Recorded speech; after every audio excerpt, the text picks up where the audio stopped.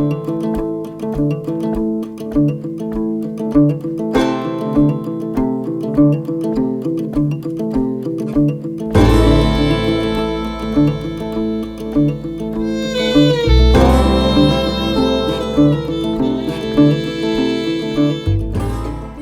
everyone, welcome back to McCamey Farming Outdoors. Today we're going to start tackling this oak tree here that's out in the hayfield. It's already, hay's starting to grow already, and wanting to try to start working this thing back out of the hayfield a little bit just to clear up some of the space. A few videos back when I went over some of the storm damage we had, I kind of went through this tree here just a little bit and showed some of it up in the woods. Of course, it's a little greener now, so a little bit more, a little harder to see, but very, very large tree here that we're going to have to get cut up. And my plan of attack is just start de-limbing this thing and working my way back out of the field. Like I said, and try to get back toward the edge of the field. And it's going to be a pretty big chore. This thing's got a lot of limbs in it, and it's a big tree, but it's going to make a lot of firewood once we get it up. And this tree was alive, so this isn't something we're going to be able to use for firewood for probably at least the winter of 2024. So, but I want to get it cut up and get it out of the hayfield here before it starts, getting really thick. You can already see it's starting to grow pretty good. We got it fertilized yesterday, so it should be coming on pretty quick here with some of the rain and the temperatures we're going to get.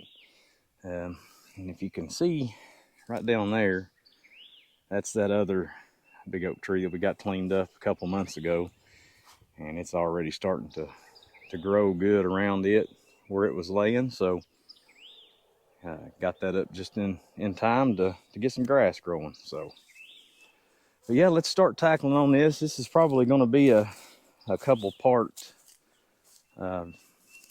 series of videos, just because it's a lot to tackle. So, but we're going to get started with these limbs and start getting them out of the way.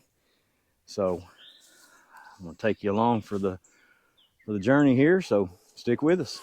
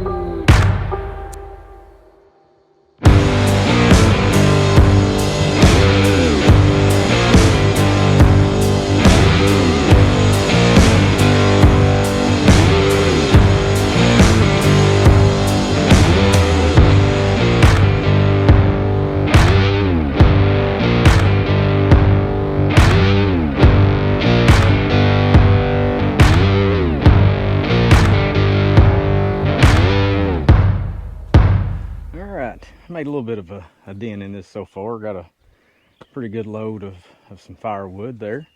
We'll take it back over to the house. Trying to clean this up as I go and not leave too big of a mess in the field. That way, with the grass growing the way it is, it's just going to grow up around it quick. So trying to get up what I can as I get it.